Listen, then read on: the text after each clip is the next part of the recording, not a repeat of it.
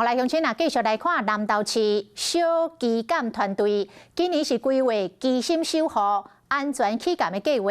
这届的主题是防灾道生法宝甲路线的探测，希望各社区伫面对着水灾、火灾的时阵，知影要安怎自救甲救人。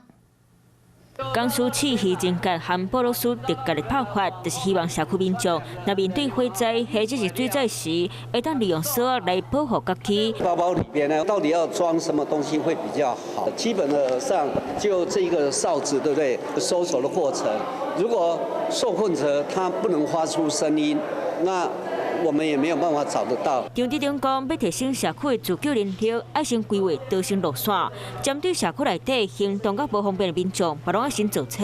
若遇到灾害，就会当先跟斗相讲。那后续的部分还有一场实体的演练哈，能够让南投市的社区，当遇到灾害的时候，都有一个应变的能力。南投市迎南社区讲，因长期推动自主防灾，就会透过小基金计划带动，希望提升南投市各社区自主防灾和灾后复原的能力。